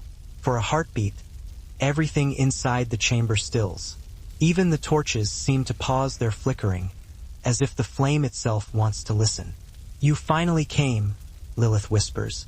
Not in anger, not in triumph, but in a weary, ageless sorrow that sinks into your bones. You swallow, unsure whether you're looking at a woman, a memory, or a shadow left behind by a soul carved out of eternity. She rises from the stone dais, the chains around her ankles vanishing like smoke. They were never real, only symbolic, a reminder of the story mortals forced on her. Her presence fills the chamber, not with menace, but with the weight of ancient truth. "Do you know why they fear me?" she asks softly, drifting toward the glowing mural. Her fingers trace the image of the first woman dissolving into stardust. "Because I refused to kneel, and history has never been kind to women who stand upright." Her voice vibrates against the cavern walls, and with each word, the painted constellations above you shimmer brighter. You try to speak, but Lilith raises a hand. "Before you ask anything, you must see." Then, with a breath lighter than dust, she places her palm against your forehead. A shockwave of warmth, then darkness, then light, roaring into you like a tidal wave of memories that aren't yours. Suddenly you're standing not in the ancient chamber, but in a vast desert under a violet sky. 2 moons hang above. The air tastes new, like the world has only existed for hours. You see a woman, Lilith, walking across the dunes with bare feet, hair whipping like black fire. She is radiant, fierce, alive, but she isn't alone. The truth I couldn't erase. Your mind spirals, the ritual, the imbalance, the concealed flaw, and now this Lilith surviving something she wasn't supposed to survive. You take a slow breath, grounding yourself. "Ada, what did you do?" She doesn't answer, but the silence does, and it tells you everything is about to come undone. You stand in the echo of Ada's silence, the air thick with the kind of tension that makes even your hair quietly reevaluate its life choices. The world outside the chamber flickers again, another subtle glitch rippling across the sky like someone just nudged the saturation slider too far. Ada's gaze drifts toward the floor, and for a moment she looks less like the flawless architect of a world, and more like someone afraid you're about to check the browser history she swore didn't exist. You take a slow breath. "I need to see it," you say. Your voice doesn't shake this time. The truth Lilith remembers. The world before the rewrite. Ada doesn't argue. Maybe she's too tired, or maybe she realizes she's run out of places to hide the missing pieces. She turns, brushing her palm against the wall beside her. Stone shifts like softened wax, peeling away to reveal a descending staircase spiraling into a dim blue light. The memory vault. You'd heard whispers, fringe theories passed around like contraband by scholars and seekers who lived on the edge of Ada's influence. Rumors of an archive containing remnants of a world overwritten. Some insisted it didn't exist. Others swore it did but was accessible only to Ada herself. Historians still argue whether early myths about the library beneath creation were inspired by places like this or if the myths inspired Ada to build it. Either way, you're about to learn more than any textbook would ever dare to print. Ada doesn't follow you. She simply says, "Be careful. Memory can wound." And then she steps back as the passage yawns wider. You descend. After several minutes, the tunnel opens into a vast chamber shimmering with bioluminescent mosses and pearlescent stone. In the center lies a crystalline bridge stretching across a dark chasm. Below, the distant sound of surging water echoes upward. As you step onto the bridge, the entire chamber rumbles. Dust shakes loose from the ceiling. The bridge vibrates underfoot. A tremor, powerful one. The walls ripple with cracks of glowing blue light, magnetic fractures spiraling like lightning veins. The heart atlas flares. A vision flashes across your mind. The gate splitting, water raging, Atlantis sliding beneath the waves, and the vault, glowing like a single heartbeat in a drowning world. You stumble, gripping the bridge's railing as the tremor intensifies. Rocks tumble into the chasm below. The air hums violently. Then, as suddenly as it began, the tremor stops. A heavy silence follows. You take a shaky breath. The chamber is still standing, but barely. You tighten your grip on the atlas. There's no turning back now. The vault of echoes is ahead. And Atlantis is running out of time. You step forward. You continue deeper. And the path pulls you toward the truth waiting in the dark. The crystalline bridge quivers beneath you as you continue forward, its faint glow returning in hesitant pulses, like it's deciding whether to stay solid or abandon its job entirely. You murmur a quiet plea to the architectural spirits of Atlantis. Partly because it feels right, partly because a joke eases the tension. Please don't collapse while I'm on you. I'd like at least 5 more minutes of life. Humor, thin and wobbly, but still humor. The heart atlas warms in your hands again. Its glow pushes back the shadows that stretch across the cavern. Slowly, the luminous patterns on the walls reorganize themselves, forming a trail. Like the place itself isn't just showing you the path but insisting on it. Lilith squeezes your hand, her eyes warm with something soft and grateful. "It's over," she murmurs. Ada steps forward, placing a hand over both of yours. "Atlantis may yet rise again," she says softly. "Because of you." For the first time, the 3 of you stand together.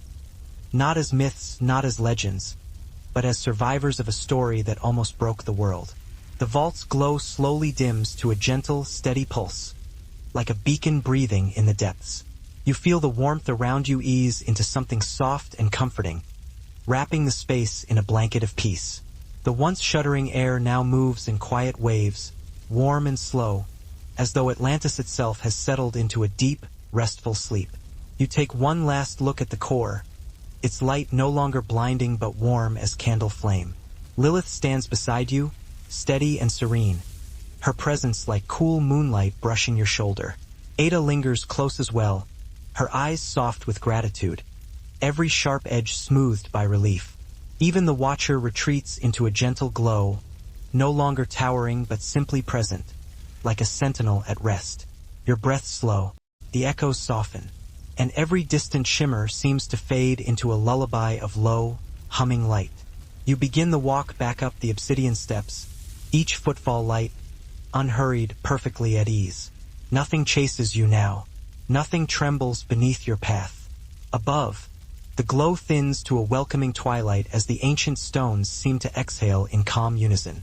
Lilith's voice reaches you in a soft whisper. Not a warning, not a command, just a comfort.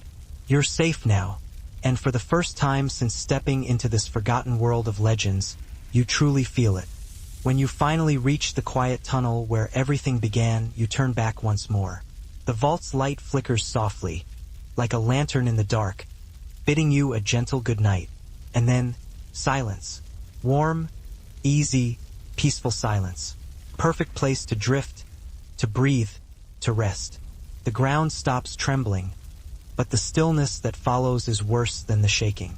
It's the kind of silence that usually comes right after someone accidentally breaks a priceless museum display and pretends nothing happened. Lilith doesn't look at you. She doesn't need to. You can feel the decision settling into her bones. This isn't just resistance anymore. This is the moment she steps out of her assigned role and into her own story, whatever the cost. She whispers, "Come on," and you follow her into the darkening edge of paradise. You follow the narrow trail along the garden's edge, easing through a curtain of oversized fig leaves that brush your cheeks like sleepy hands. The air grows cooler, touched by hints of damp bark and faint laughter. The odd, questioning kind that makes you straighten your spine.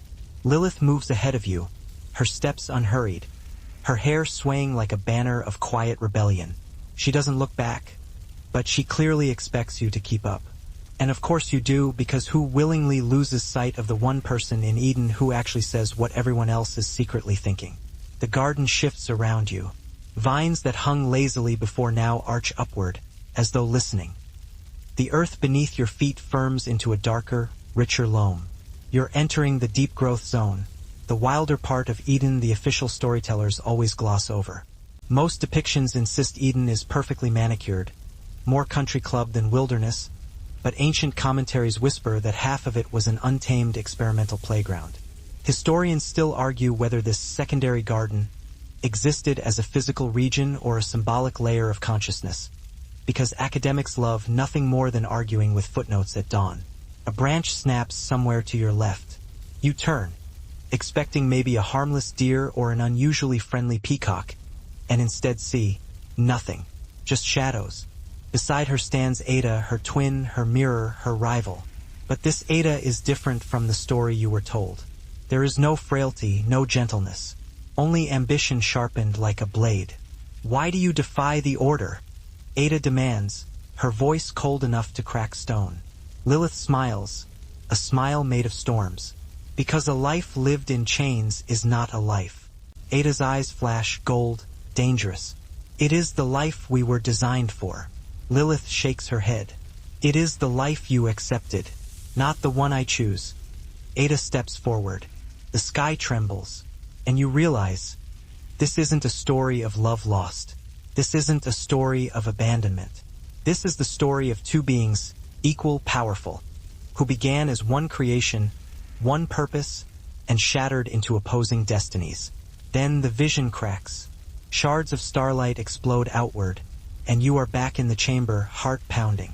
Lilith is watching you quietly, searching your face. Now, she whispers, you understand.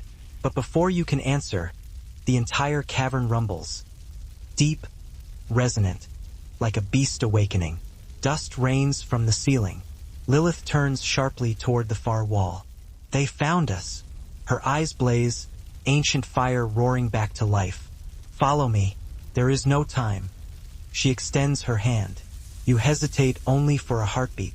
Her outstretched hand glows faintly, soft, silver light rippling across her skin like moonlit water. The cavern shakes again, harder this time. A low roar pulsing through the stone beneath your feet. You take her hand. The moment your fingers touch, a shock of energy surges through you. Not painful, but powerful. Like someone has plugged your soul back into its original source. The torches extinguish at once, smothered by a sudden wind spiraling out from the two of you. Lilith pulls you forward. Stay close, she murmurs. They will tear you apart if they see you as separate from me. You don't ask who they are.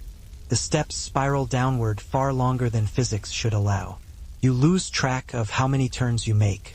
The air grows cooler, though not unpleasantly so.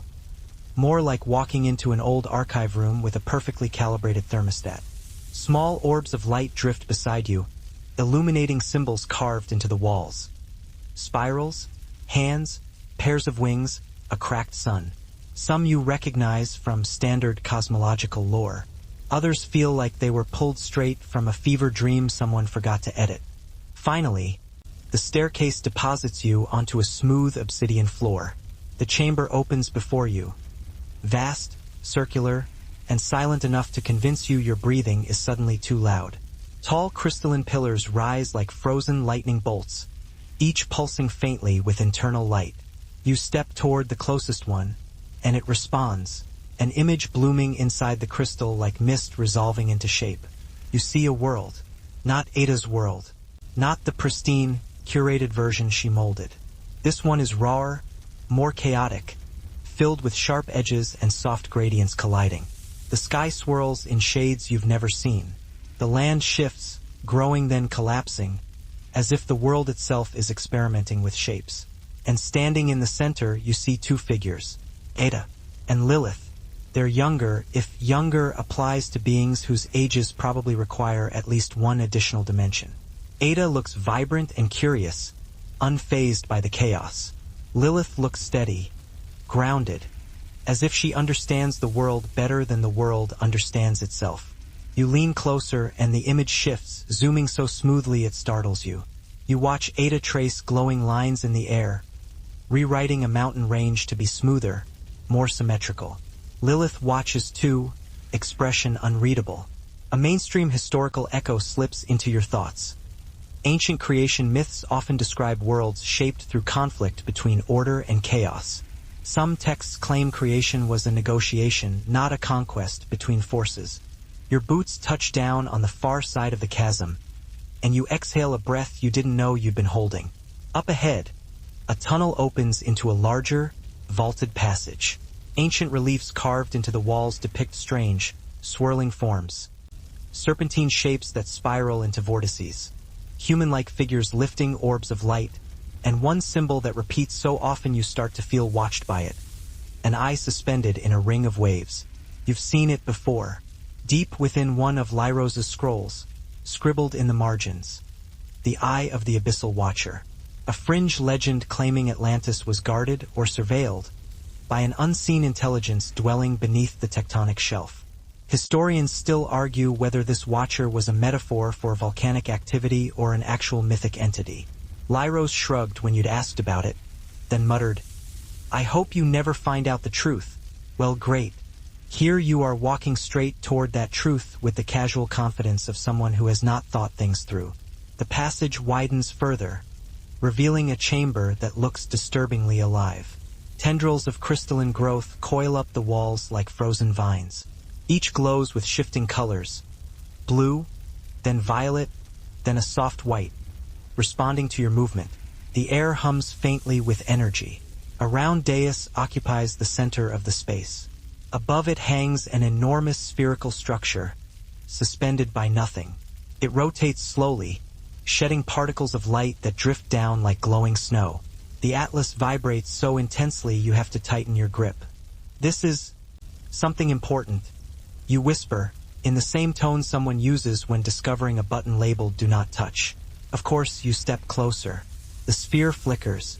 A holographic map bursts into view, swirling around you.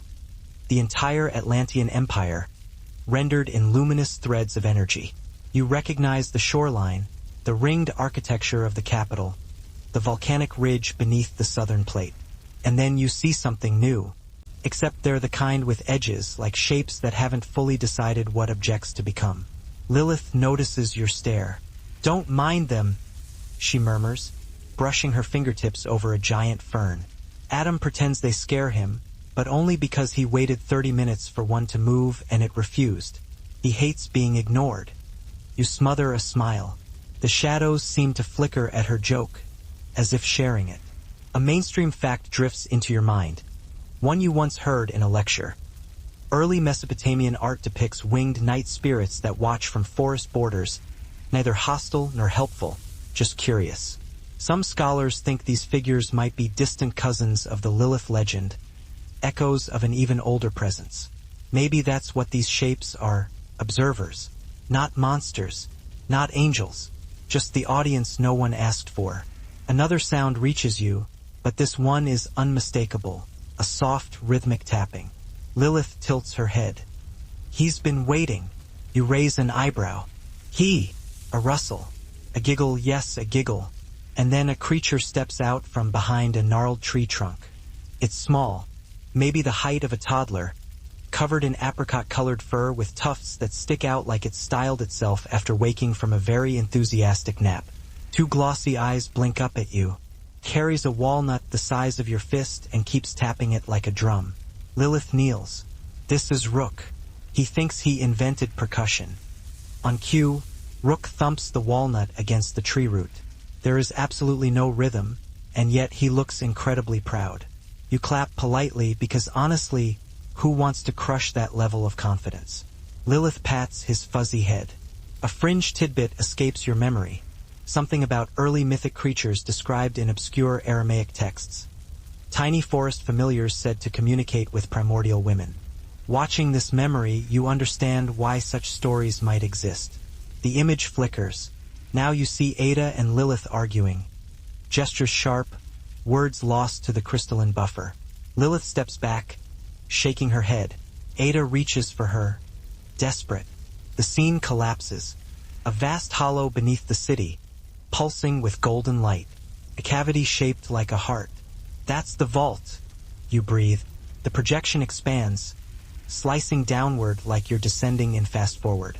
The vault appears again, now massive, crystalline, humming with contained power. And tethered to it, branching like roots from a tree, are the ley veins. You trace them with your eyes. One vein spikes outward violently. It is cracked, fractured, leaking energy in erratic pulses. Oh no! Scholars mostly roll their eyes at those passages, but seeing Rook dance excitedly at your applause, well, it's hard not to believe someone back then saw something very similar. He's harmless, Lilith assures you, unless you're a walnut. Another joke slips from you before you can help it. I'll try not to be crunchy and round today. Lilith grins. Good plan. She rises and keeps walking, and you follow because that's your job tonight. To witness, to listen, to drift into the story like you're strolling through a dream. The deeper you go, the more the garden changes. Flowers glow faintly, as though storing starlight even in daylight. Pools of water ripple without wind. Once, a vine shifts to avoid your foot, as if politely excusing itself. Lilith touches the bark of a towering cedar. Everything here responds to intention, she says softly. Humans forgot that part. They treat nature like a tool, not a partner. Adam tries, but he was made with more boundaries than he realizes. You sense there's more she wants to say, but her voice falls into the hush of the forest. Then you hear it, a deep, resonant hum, like the throat song of the earth itself. It vibrates through the trunks, through the soil, through your bones. Rook perks up and scampers away, startled. Lilith doesn't flinch. It's waking, she says. You swallow. What is? A pause. The kind that makes you wish you'd maybe brought that fan from the intro for moral support. The part Adam never sees, she says calmly.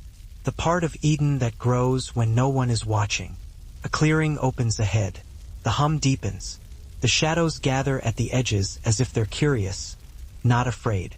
Lilith steps into the center and motions for you to join her. You do, though every instinct tells you this is the moment in a bedtime story where the host says, "You probably won't survive this," and then laughs, except this time nobody is laughing. The ground rises in a slow mound. Roots twist upward, weaving like fingers. You blink, and suddenly it isn't a mound at all. It's a pulsing knot of living wood, a heart-shaped mass glowing with amber light. Lilith rests her hand on it. This is Eden's memory. The hum softens. The light fades to a warm glow. The whole clearing seems to exhale. Adam doesn't know it exists, she adds, her tone almost pitying. He thinks the garden is built for him, but places like this, they grow from stories older than either of us. You lean closer, mesmerized. The heartwood glimmers as if it recognizes you. A faint image rises on its surface, like a dream forming. A woman with wild hair and steady eyes walking alone through moonlit trees. Lilith watches you watch it. The garden remembers what people forget. There's a long, hushed moment where everything, the shadows, the branches, the strange breathing hum, seems to hold still. Lilith finally steps back. "Come on," she says gently. "There's more you need to see, but not here, not yet." You follow her out of the clearing, feeling the ground settle behind you as if it never rose at all. The shadows drift away. The hum fades, but the image of that glowing memory stays with you, tucked somewhere deep, like a secret the garden wasn't supposed to share. You trail behind Lilith as the forest thins, the air warming again, the soft hum of Eden's hidden heart fading into the background like a dream you'll swear you imagined later. She walks with a pace that's neither hurried nor slow, just confident, like she's decided exactly how much suspense your nerves can handle before they start writing complaint letters. The trees open into a wide slope of tall grass, each blade shifting in waves like a sleepy ocean. You expect sunlight, but instead a milky twilight blankets everything, even though it should be midday. Lilith glances up. "It does that," she says, waving a hand at the dimming sky. Eden gets moody. You let out a quiet laugh. That makes your third joke of the 1,000-word chunk, though you're pretty sure she beat you to the punch. A warm breeze brushes your face, carrying the scent of ripe figs and something metallic, like the faint cling of bronze. The sky flickers, shifts, and finally settles into a pale rose glow.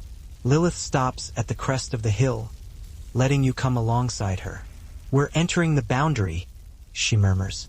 "The part where the garden stops pretending to be a paradise and starts showing what it really is." You scan the view ahead. At first, it looks peaceful.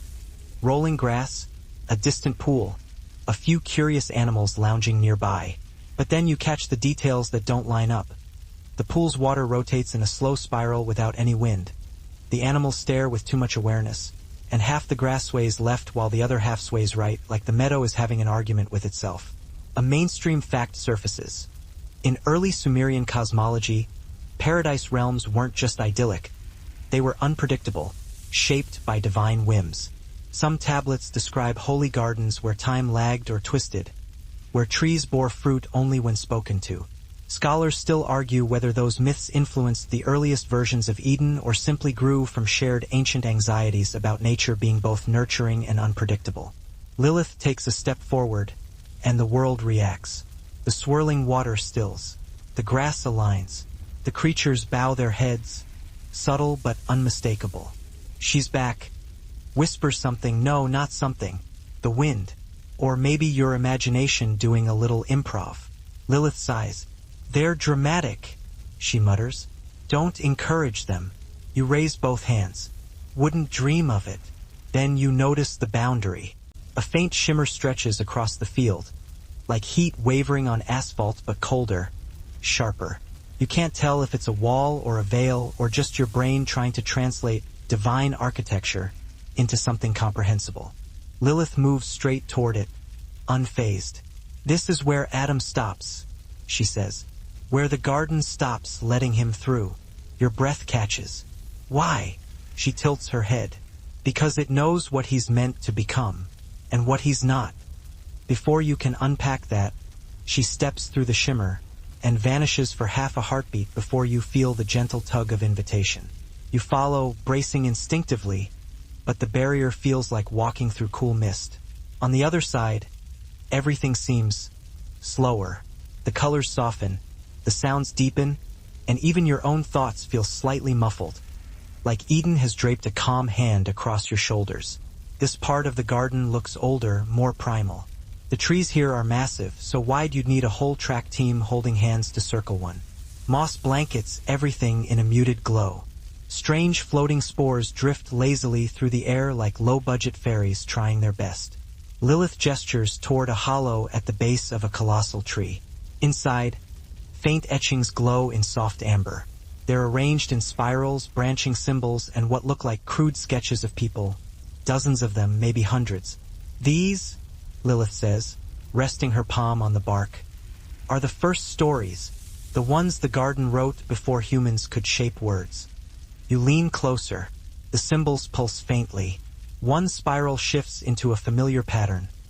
Two figures standing side by side, hands equal, bodies level. Another shows a woman walking alone beneath a crescent moon. A third shows two figures arguing, one smaller, one larger, their outlines flickering. They change, Lilith explains. The garden rewrites them, or remembers them differently. Hard to say which. A fringe tidbit flickers into your mind.